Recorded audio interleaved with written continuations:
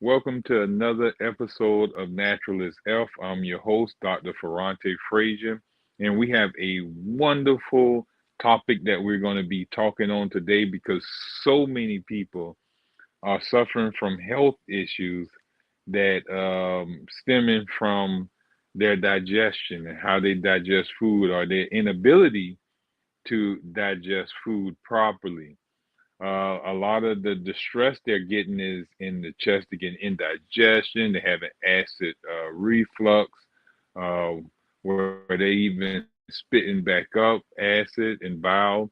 So we're going to talk on some of the causes behind the acid reflux, the heartburn, the indigestion, and give you some valuable techniques and principles that you can follow to remove that out of your life where you can get away from the Tums, the Rolaids or whatever so-called remedies they have out there now to help with digestion. You can even get off some of the aids such as digestive enzymes. They think that's natural.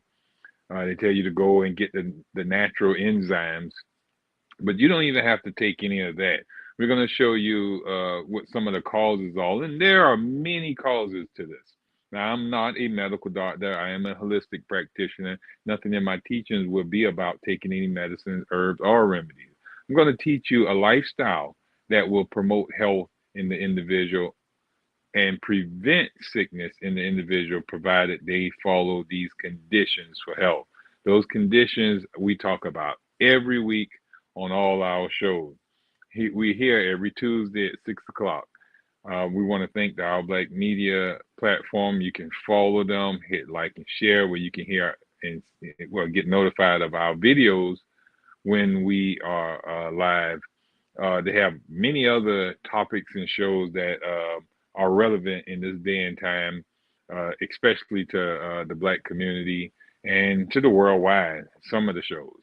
So make sure you tune in and hit like and share. Share with all your family and friends because you don't want when you find treasure that you can't consume all. Let's say that you found this this treasure hole of nothing but gold and all type of precious metals. The more you take, the more it produce. So you can never.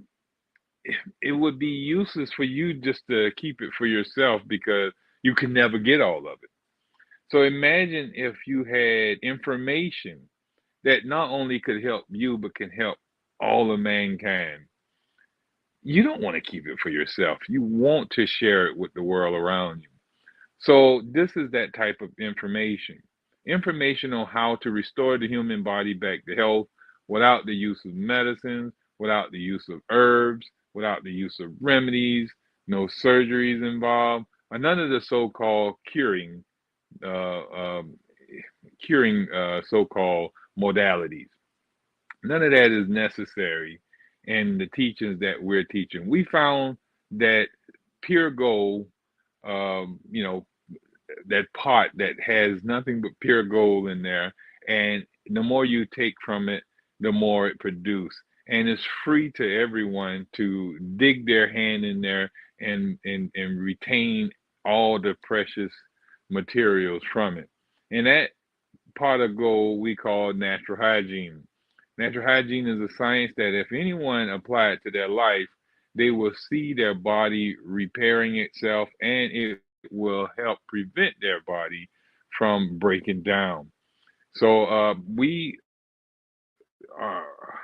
I'm just telling you, we're going to constantly share this information, all the information that we were taught about natural hygiene and teach you so that you can apply it to your life. But like I said, make sure you tell your family and friends about this show, Natural is F, that we come on every Tuesday at 6 o'clock, and we're teaching the ways of health. So you want your sister to know about it if she's suffering from high blood issue, high sugar issues, lupus, autoimmune diseases, whatever the so-called issue that your sister suffering from. Why continuously see her suffer? Let her hear about this show and give her a chance to decide if she want to go down this holistic route and truly heal. If it's your brother that's suffering from something, if it's a cousin that's suffering from something, if it's an uncle, an auntie, mama, daddy, grandmama, granddaddy, friend, an enemy, who cares who they is? If they are human, a human organism, and they're suffering, why not teach them or allow them to hear the teachings of natural hygiene to allow their body to restore itself back to health? All right, so with that being said, we're going to get started on teaching. So make sure you have a paper and pen where I want you to be able to keep notes as we're talking about some principles that will help, stop the indigestion, can stop the heartburn, and can stop, the acid reflux that we're suffering from, which they usually most times are considered to be the same thing. All right. Now, it can be a genetic problem or not really too much genetic. It could be an actual anatomy situation where your body is going to constantly have a burning sensation upon you laying down after you eat some food. It could very well be something as much as a hernia. Now, they got a hernia, well, not they, but the body sometimes forms a hernia in the hiatal canal. Now, the hiatal canal is a canal that allows the esophagus to go through the diaphragm, which is a big muscle that controls the breathing. You know, that's why a lot of people say diaphragmic breathing. All right. So the diaphragm sits right up under here, and the stomach is right up under there. And from the stomach, the esophagus goes through the diaphragm, through a hiatal canal, up to our throat and out to our mouth. All right. Now, a hiatal hernia is when some of the stomach gets pulled up into that hiatal canal. All right. That's why they call it a hiatal hernia. If it's an inguinal hernia, it would be in the inguinal canal. That's more around the pelvic region. All right. Then you have the abdominal hernia and these different hernias. But we're only focused on this one. We'll do a show later on if we want to be educated more about hernias and their reversal without using the medicines, without using, and they got a bunch of recall on different things on the patches for the hernia and stuff like that. So we want to, those who suffering, we want to make sure that they know that there's a way to correct that without having to go the medical way. Even those extraniated hernias, you can have that corrected as well on how to reduce the hernia without it's causing you problem or you extrangulating it and making it worse, deadening, and having a really bad problem. All right. So the hiatal hernia, most times they have this one that they call a sliding hiatal hernia. So it will go up into the hiatal canal, and if the stomach being one solid piece, and if piece go up in there, let's say this is the stomach, and let's say this is the hiatal canal, and if the esophagus sticks to it, but now sometimes the stomach goes into that hiatal canal, right, and it'll be stuck. Now it'll be stuck in there. Now you won't be able to eat much food. It's almost like putting a lap band on your stomach, like how a lot of people go to try to lose weight. They go and get lap band surgery where they put a band around their stomach, and they not only can put much food in there now, most of those people are suffering from acid reflux and a bunch of other stuff, just like the person with a hiatal hernia. Some of the symptoms are very similar. So now the thing about it is that hiatal hernia is usually caused from those who are not breathing from their belly. If you do a lot of breathing from your chest and you don't breathe from your belly, your diaphragm tends to weaken. It's not as powerful and it tends to atrophy, or it tends to become very lax. And that's how it allows the stomach to slide in and out of the hiatal canal. Now, a lot of times what push the stomach up into the hiatal canal is gas. When we're constantly having a bunch of gastritis going on in our stomach, gastric inflammation, a bunch of belching and passing of gas. Well, sometimes that gas get trapped in there and it pushes the stomach up into the hiatal canal, and that's what produces hernias as well. But it's not going to be the only thing that produces the hernia. It got to be a weak um, um, diaphragm at the same time. So it got to be gas and a weak diaphragm for it to create that problem. All right, and some of the stomach is up above the inside the hiatal canal, you got the sphincter muscle that open and close to allow food from the esophagus to go down into the stomach. But when it's up in the hiatal canal, that sphincter muscle, that open and door close, because that's what the sphincter muscle do, it opens and closes. Okay, so when food come in, it opens and allow food to come in, and then it closes back. All right. But if it's stuck, if the stomach is pinched up into the hiatal canal, then this sphincter muscle don't close all the way; it still be open. All right. And as some of the stomach is above there, it's gases and acid in there, and that acid is going on top of that sphincter muscle. So you're burning some of your esophagus at the bottom. That's that sensation that you're getting from that burning sensation. You gotta keep on doing that because you got to think about it.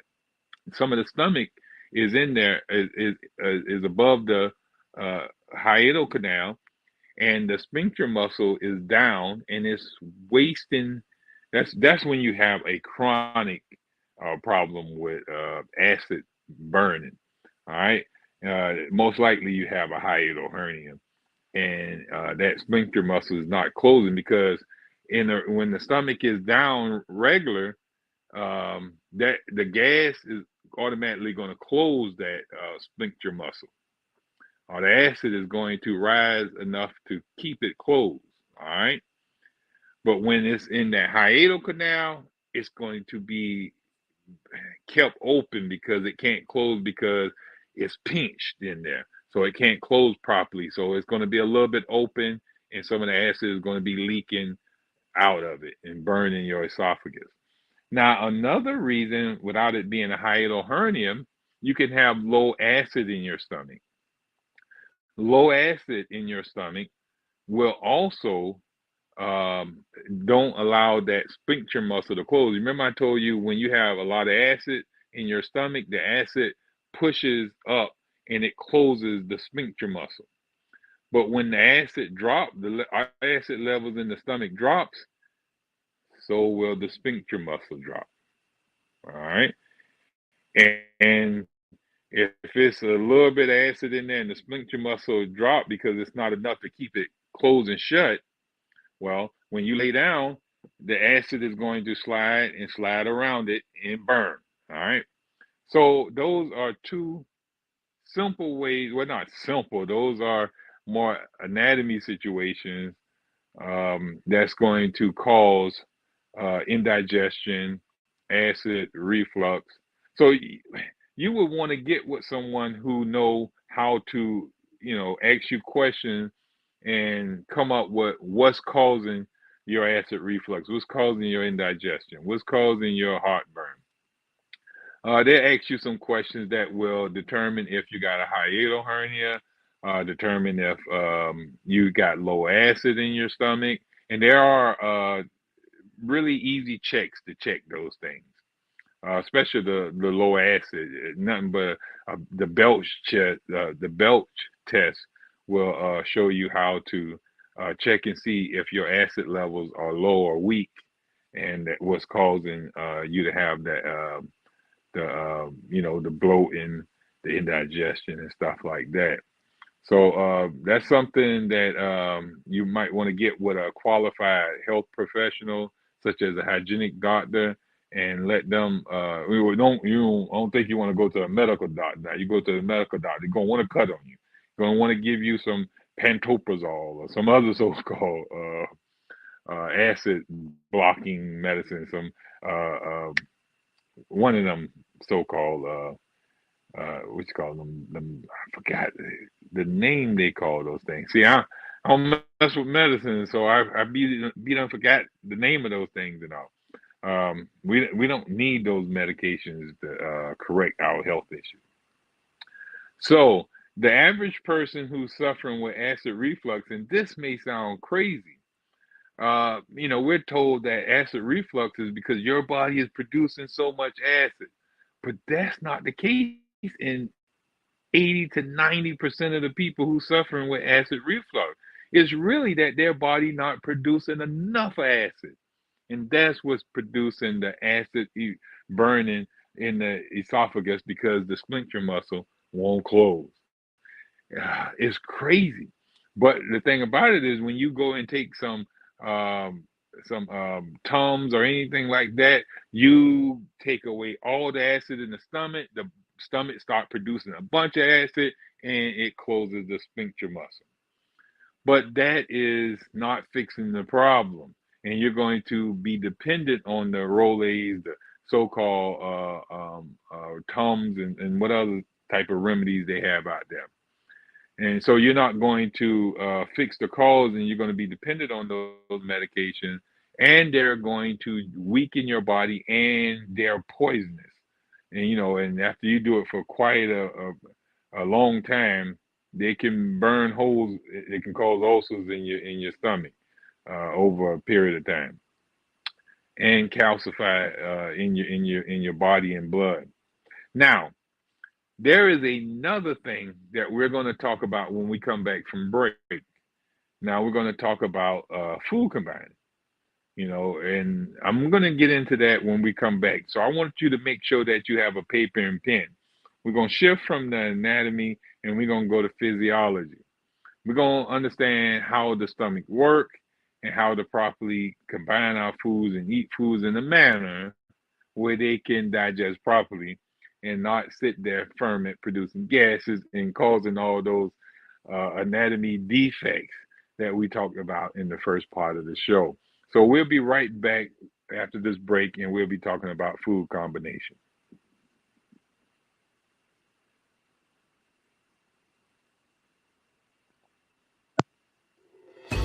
Have you ever experienced a Juneteenth event? Come out to Port Wentworth and celebrate our second annual Juneteenth Festival. Friday, June 21st from 5 p.m. until 9 p.m. Come enjoy our music, our food, our heritage, our culture, and our history. It will be plenty of fun for everyone. Juneteenth is American history. It's a day that we celebrate and remember. It's a day that we look back, but more importantly, a day that we look forward. Join us this June.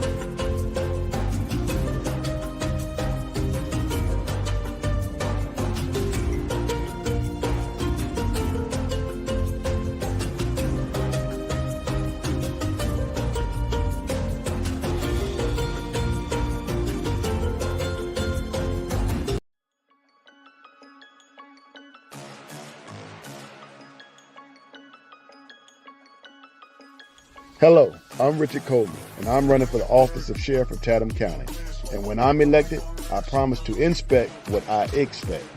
Chatham County, it's time for a change, and that change is me, Richard Coleman.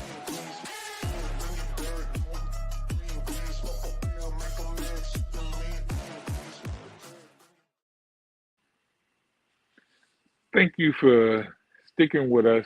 I hope you got a paper and pen. We're going to talk a little bit about food combining. I'm going to give you a little bit of science here in nutrition about the human digestive tract. Um, so we're about to go back to school and learn a little science here. Um, a lot of it's going to make sense to you. You know, this is not too new, and I'm not going to be so scientific, but we're going to have to break down some words and share some new words with you where you can understand your body and you will see the purpose in eating in the manner that we're telling you. It will make sense to you. So there's going to be a couple of words that I want to define for you, and then we're going to go into the teachings. All right. The first word going to be digestion. All right, digestion. Digestion is the conversion of food into simple substances in preparation for its assimilation into the bloodstream. So, digestion is the breakdown of something complex into something simple so that it can be absorbed into the blood and then assimilated into animal flesh and bones or human flesh and bones. So we're going to eat something that is a whole, and when it goes into our stomach, it's going to be broken down into simple. It's like putting a whole Lego that's already put together, you breaking it back down into individual pieces of Lego. And then the body takes those individual pieces and make the structure it want to make out of the Legos. You know, the human tissue that it's made of. So it took something else that the tree made its Legos into an apple. Then you eat the apple, and then the body turns the Lego into something else. You know, it does that. The tree makes the banana into a Lego out of a banana, and then we break the banana back down into Legos, and then we build muscle, or we build blood cells or your brain cells or whatever the body deemed to use those Legos for. So digestion is the breakdown of complex stuff into simple stuff for the assimilation, what absorption and assimilation of the simple things to create and restructure itself. Enzyme. All right, the next word is enzyme. Enzyme is a substance that acts as a catalyst in the digestion of food. So now what that is saying that enzymes are a substance or a thing, a protein that comes and appears to actually make the transition from complex to simple. It acts to break, like it acts as a knife to chop all the complex things into individual pieces. Or it's that bad kid that come to the Lego and just start breaking the Legos down. That's what enzymes do. Enzymes is that bad kid that comes when you got your big structure up and he come there and just fall on the Legos and and all the Legos become one little one single piece of Legos again. You say, oh, you done broke my structure all the way down. Well, that's what enzymes do. Enzymes break complex structures down into usable pieces that the body did, because the body can't use an apple in the form of an apple. The body can't use the banana in the form of the banana. It got to break down it into simple parts. It got to pull the vitamin A. It got to pull the vitamin B. It got to pull the calcium, the magnesium, and the potassium, and all the other so-called ingredients, macronutrients and micronutrients out of this food. They got to get the proteins. They got to get the carbohydrates. They got to get the fats. So it got to move all this stuff and put it apart from each other. And then it's going to choose some from this, some from that, and make its own tissues and structures and whatever it deemed to do with the material. Next word is fermentation. Fermentation is the decomposition of carbohydrates, which are sugars and starches, and their conversion by microorganisms to poisonous substances. Now, we're going to break that down for you to understand as well. So, fermentation is what we see when people make beer or people make wine or anything like that. They ferment sugars, all right? People make kimchi. What they do, they ferment cabbage, potatoes, and different stuff like that, vegetables, you know. They ferment it. Now, fermentation is the decomposition. That means it's the breakdown of the starches and carbohydrates in, let's say, potatoes by microorganisms, not by enzymes, but by microorganisms. See, proper digestion is digested by enzymes. The enzymes make the complex stuff into usable stuff.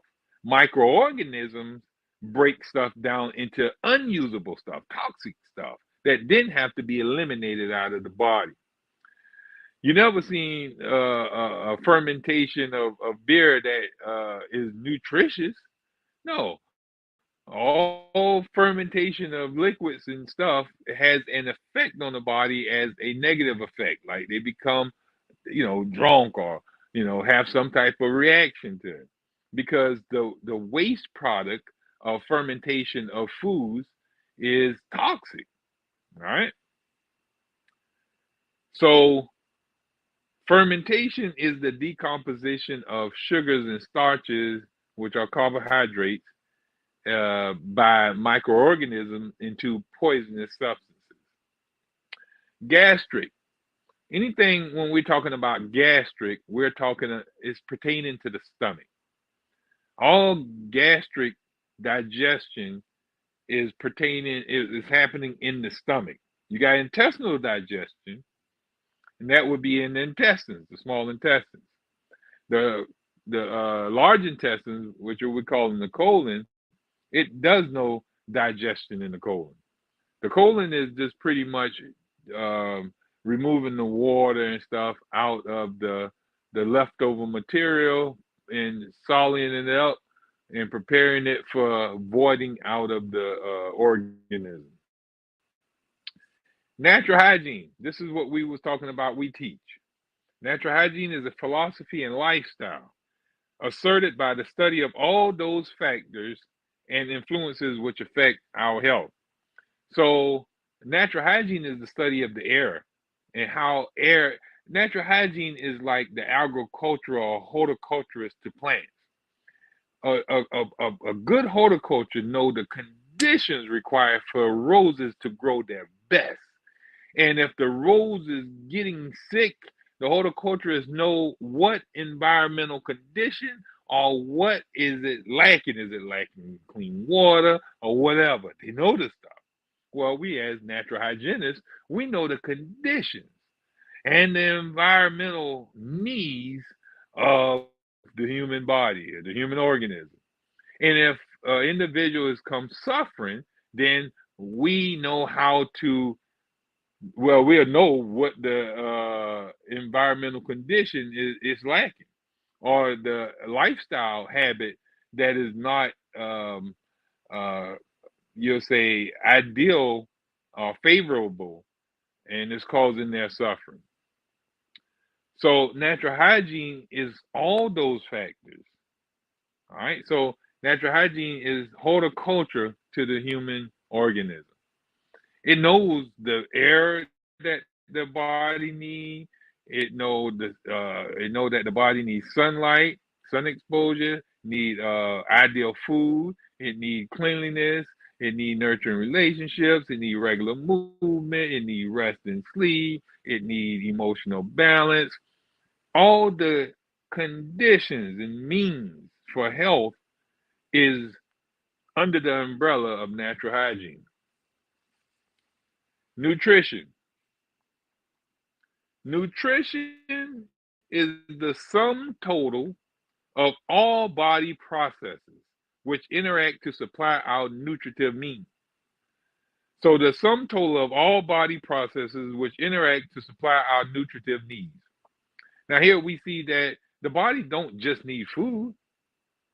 The body also need air. The body also needs water.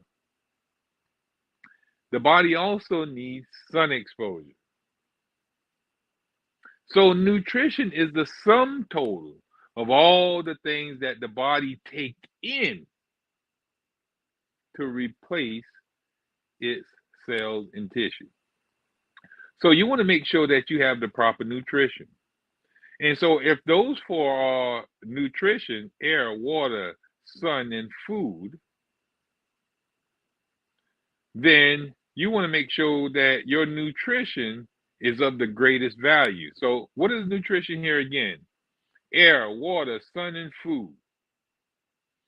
All right, so you want to make sure the air quality that you're getting is the best. You don't want it to be Febreze, airwick, candles, incense, or any other type of chemical poison that we're allowing to go into our organism.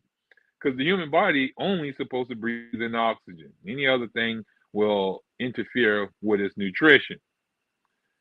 We know that water, clean water, the cleanest water. We don't need water with anything in it. We don't need no mineralized water, none of the sophisticated water they got out here now, none of the Gatorade, Powerades, or any other aids. We need only pure clean water. H2O, nothing else, nothing more.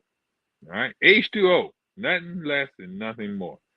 We don't need H21. We don't need H23.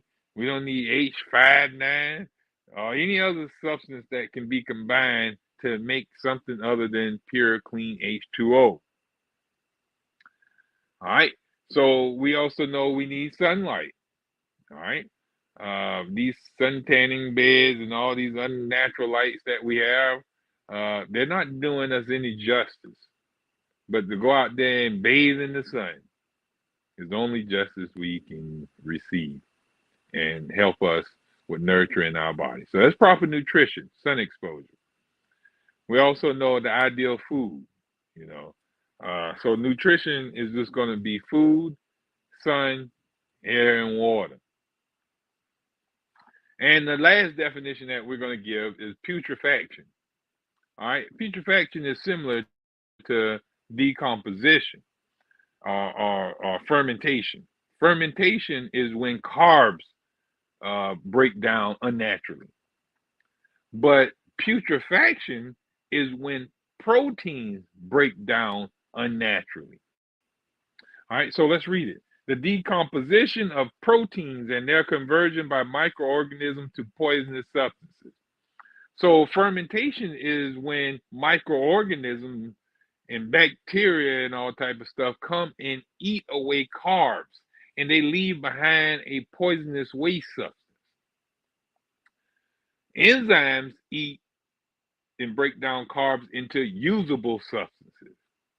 Well, putrefaction is when microorganisms come and break down proteins into poisonous substances.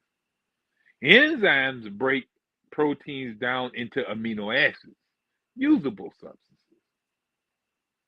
So, proper digestion cannot be done properly if your food is rotting inside of you, because that's what putrefaction is, rotting.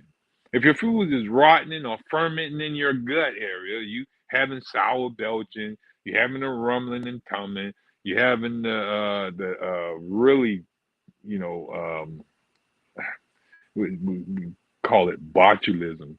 You're having the headaches, you're having the stabbing pains in your stomach, you're having the diarrhea, you're vomiting up your food. These foods are not digesting, and the body is getting rid of it because it's becoming toxic inside. Just because we eat food don't mean that it's digesting. All right. So, especially in the manner we eat that food, there's so much to say about how we eat the food. Like I said, the manner of how we eat the food. We eat in a hurry. We don't chew up our food because you got to think about it. Digestion starts according to Pavlov, digestion starts in the mental. Looking at the food, smelling the food, your body already starting to prepare enzyme and all type of other stuff. But then the actual physical part of digesting food starts when you bite down on the food and you chew it up. You chewing an apple up into smaller pieces until it become liquefied. So that's the first breakdown. And then it goes down into your digestive, into the gastric chamber, gastric memory, meaning in the stomach. So when it gets down into the gastric chamber, now enzymes start beating down on it. All right, it's beating down on it. So it's turning into even smaller substances. Gastric digestion, depending on the food, usually lasts anywhere from an hour to 5 hours. With fruits, it usually 30 minutes to 2 hours. When you start talking about breads and stuff like that, and starches, more complex starches, you're talking anywhere from 2 to 4 hours. When you start talking meats, you're talking well, five to 6 hours. But you're not going to really be having that digested unless you're eating it in the right combination. And I'm telling you, according to the standard American diet, or the standard of diet across the world right now, they're not eating in the right combination. Right? So they're going to be suffering a lot. All right.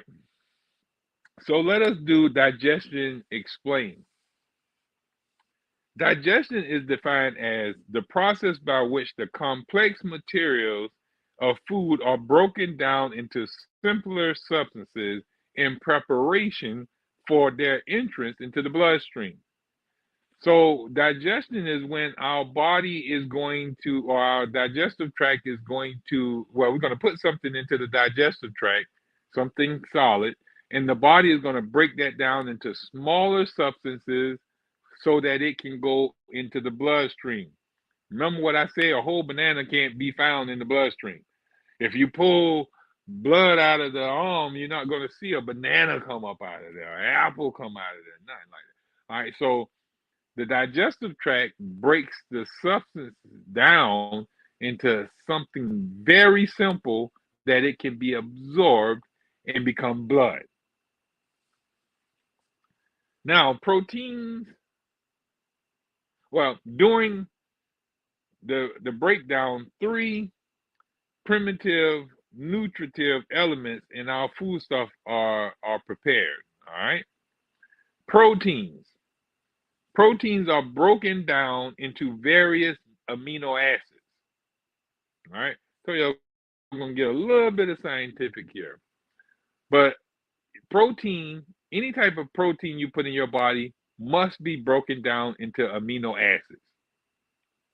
Amino acids is the simple, all right, the simple part of protein. It's the actual Lego, the individual Lego. 10 Legos together, or 20 Legos together, or 40 Legos together make up a protein. Anytime you put one Lego with another Lego, you got, well, one amino with another amino, you got a protein. When you put three together, you got a protein. The more you put together, the more complex the protein is. All right. And so enzymes have to come and take them Legos apart, take them apart, take it apart, take it apart, take it apart. That taking apart is digestion. The enzyme is breaking the amino acids apart from each other. Now, that's natural digestion. But when these protein or these amino acids are fused together and there's no enzyme to take them apart, they're sitting there rotting. putrefy it. Now, think of putrefaction as like you leaving a steak on the counter in a bag where it's hot, dark, and you got water in the bag. All right. Now, what's going to start happening to that meat? Is it going to be broken down into amino acids? No, it's about to rot there. You're going to see maggots and all type of other microorganisms growing on the food and breaking the food down. And if you open that bag, it's going to be foul. That's putrefaction. That goes on in our stomach when we don't eat in the right manner, when we're eating foods in wrong combinations, when we're eating too often, when we're eating too many meats at a meal, or when we overeat, or when we drink with our foods. And it's a lot of conditions, combinations that hinder proper digestion. And we're going to talk about some of them before this show is over with. So make sure you keep your paper and pen handy. But we're going to take a quick break and we're going to come back and we're going to finish this segment for you. We'll be right back.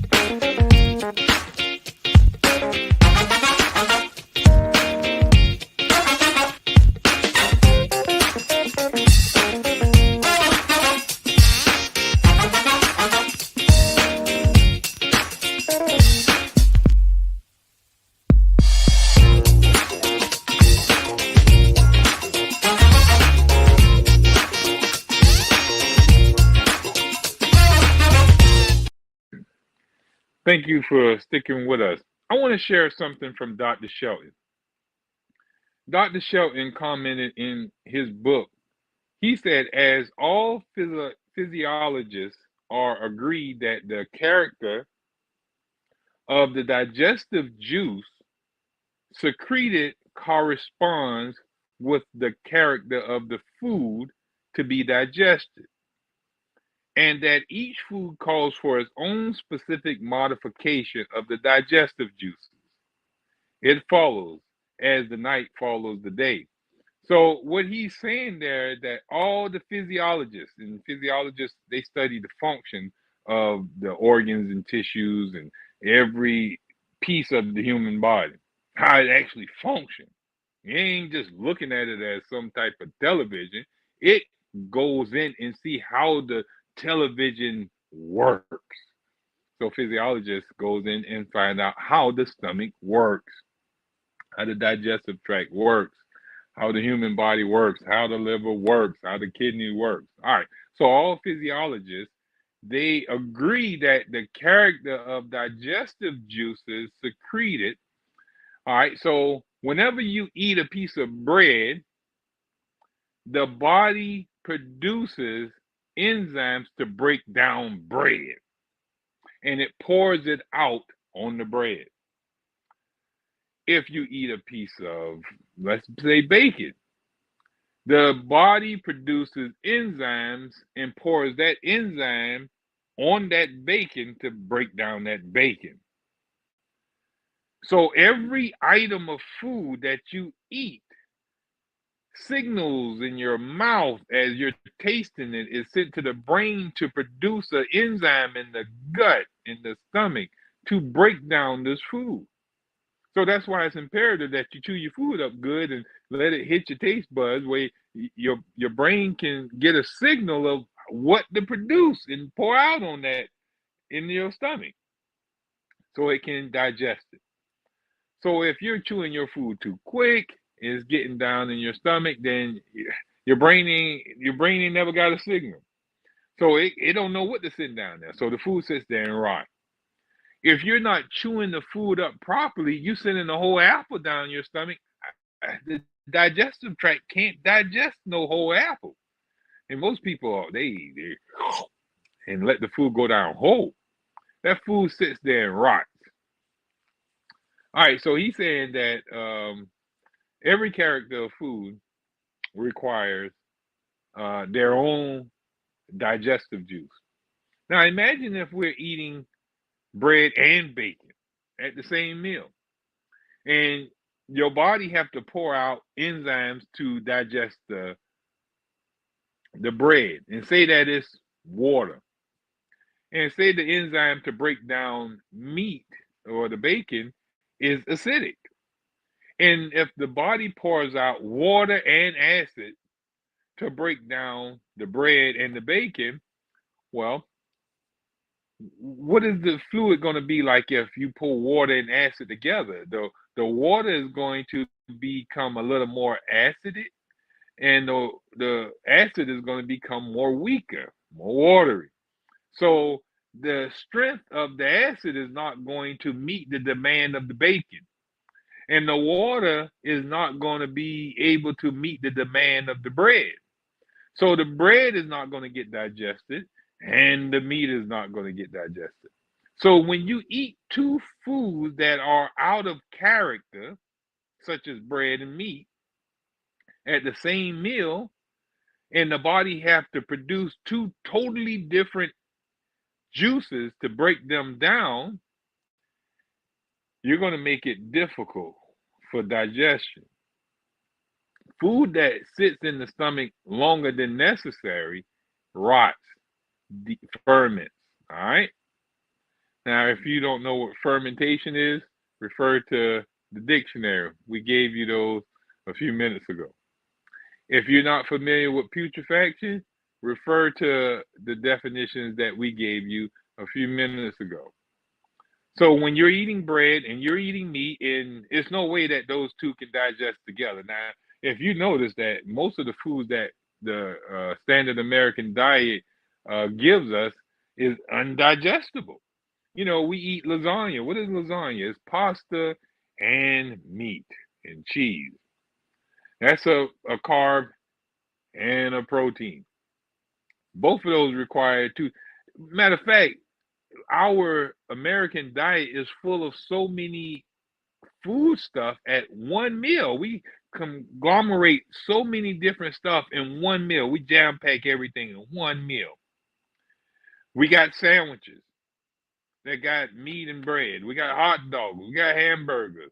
We got steak and potatoes. We got we got all kind of stuff here. We got the pizza, that are meat and bread combination. So we wondering why most of the people in America is suffering with acid reflux, indigestion. According to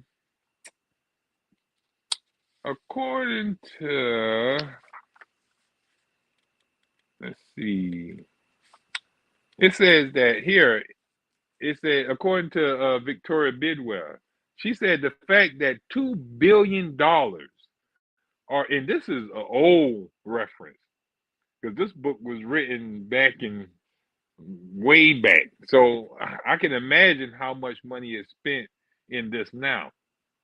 But at this time, she wrote that the fact that $2 billion, not million, $1 billion are spent annually, yearly on antacids in this country testifies to the need for such information as food combination.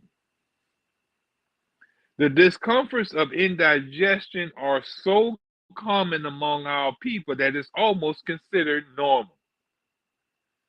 And the incidence of various diseases of the digestive tract are increasing at an alarming rate. Rather than use drugs to suppress the symptoms of indigestion, it would be wiser to remove the cause of the indigestion and then apply those practices which favor good digestion. Simple meals of compatible combinations are a significant factor in maintaining good digestion. All right.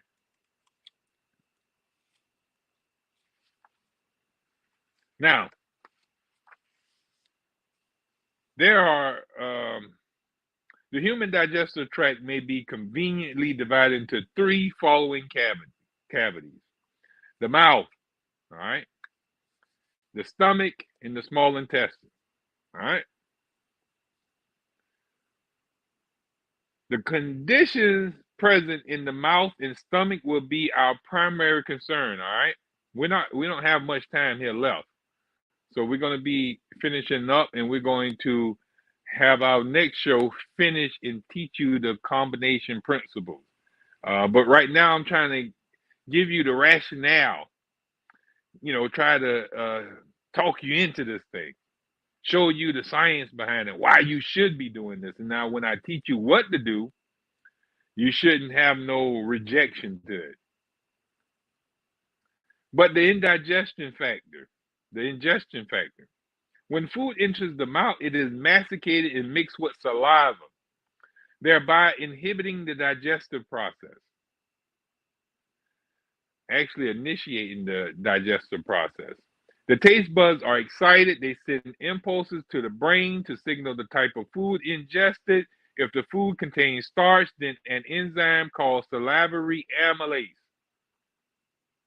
or ptyalin, is secreted at this time. This enzyme is active only in the presence of starch. So when you have bread, you eat a piece of bread, potato, some other type of starch or sugar, and when it hits your taste buds, it sends a signal to your brain to send amylase to break it down. Because that's the only enzyme that can break carbs down into simple sugars. Amylase. Amylase is released, and amylase only going to act on carbs. It can't act on meat. Show you an example. If you put a piece of bread in your mouth, the bread will automatically start dissolving. Amylase is released in the mouth. That's why it's very important that you chew up your food and mix it with amylase, because the amylase is going to be dissolving it. So when you put bread in your mouth, it's dissolving right in your mouth. Now, you put a piece of meat in your mouth, that meat won't dissolve out of your mouth. It's going to stay in your mouth unless you chew it and swallow it. It's going to stay right there whole. It's not going to break down at all, because amylase cannot break down meat. Now, after leaving the mouth, the food passes down the esophagus and into the stomach. Here, gastric juices are secreted. And when gastric juice is secreted, hydrochloric acid, pepsin, appears to break down protein. Now, when pepsin appears in the hydrochloric acid, then amylase cannot act anymore. It cannot act around protein. But imagine when we're eating bread and meats together all day long, and we're woofing it down. So that's causing a lot of our issues. So I'm going to stop here, and we're going to dig into this way deeper next week. I just hope you got a little taste of this, and it has you wanting to come back and learn more, where you can get rid of the indigestion, where you can get rid of the acid reflux, where you can get rid of the burning, the gastritis, get rid of all the issues or the diseases of the digestive system, all by properly eating properly. One of the main things our professor used to say, if you don't even have to get them to do all the other stuff of natural hygiene. But if you can get them to just do proper food combining, they're going to see a big difference in their health, and they're going to want to know more. So next week, we're going to give you those principles. So make sure you tune in, tell a friend, and bring them on in, where we can teach you the ways of health. If you need to get in contact with me, Savannah Natural Health at gmail.com. You can go to heal.me/FF and get in contact with me, and we can help guide you to a healthier lifestyle. Best of health and happiness from Savannah Natural Health, and we'll see you next week.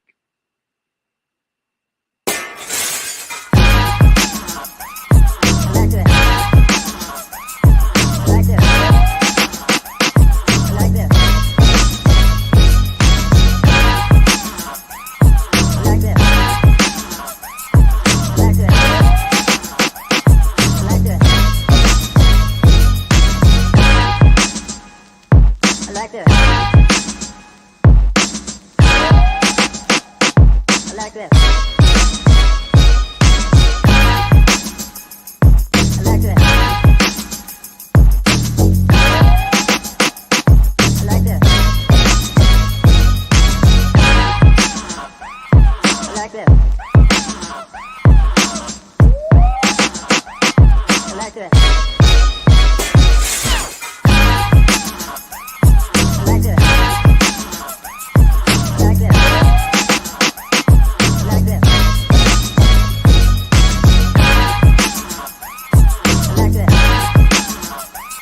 I like this. I like this. I like this. I like this.